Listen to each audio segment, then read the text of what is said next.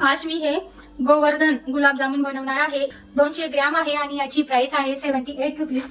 आता बघा क्वांटिटी येते, एका पाउच मध्ये 40 गुलाबजामुन तयार होतात।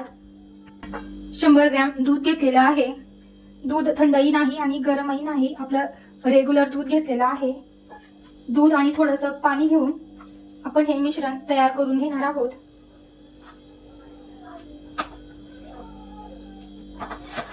छान आपल्याला हे मळून घ्यायचं आहे। लागता लागता आपल्याला दूध घ्यायचं आहे।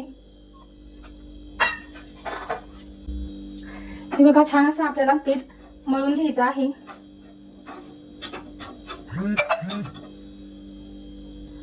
बघा आपलं छान असं पीठ मळलं गेलेलं आहे। आता आपण 15 ते 20 मिनिटं गुलाबजामुनचं पीठ आहे त्याला रेस्ट करायला ठेवूया।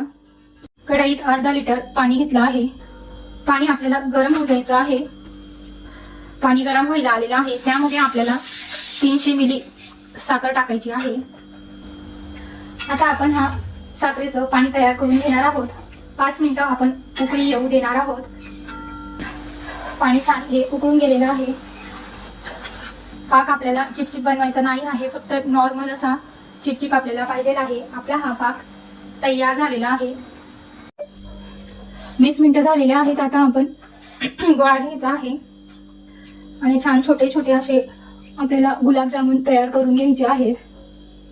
बघा असे छोटे छोटे 40 गुलाबजामुन बनवायचे आहेत।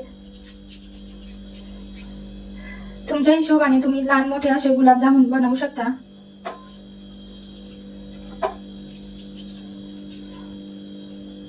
हे बघा किती सुंदर असे गुलाबजामुन तयार होत आहेत। आपण छान असे छोटे छोटे गुलाबजामुन तयार करून घेतले आहेत। कढईत मध्ये तेल टाकलं आहे, यामध्ये आता आपण गुलाबजामुन तळून घेणार आहोत।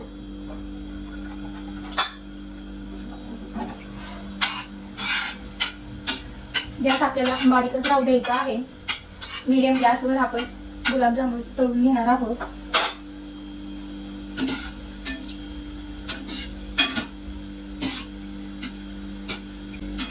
गोल्डन रंग छान आलेला आहे। अशा गोल्डन रंगावर आपण गुलाबजामुन तळून घ्यायचे आहेत। बघा एकदम मस्त असे तळले गेलेले आहे। पाक तयार केलेला आहे, त्यामध्ये आपण तळलेले गुलाबजामुन टाकून घेणार आहोत। थोडा वेळ असंच राहू देणार आहोत, म्हणजे चाशणीमध्ये ते छान फुलतील। मस्त तळले गेलेले आहेत। असंच तळून तळून आपल्याला पाकामध्ये टाकून घ्यायचे आहेत। तळून छान पाकात टाकून घेतलेले आहेत। आता आपण छान असं गुलाबजामुन घेऊया। वाव एकदम मस्त छान असं आपण बघा किती सॉफ्ट आणि स्पंजी असे आपले हे गुलाबजामुन तयार झालेले आहे। खाऊया। एकदम मस्त असे हे गुलाबजामुन तयार झालेले आहेत। वाव एकदम सुपर।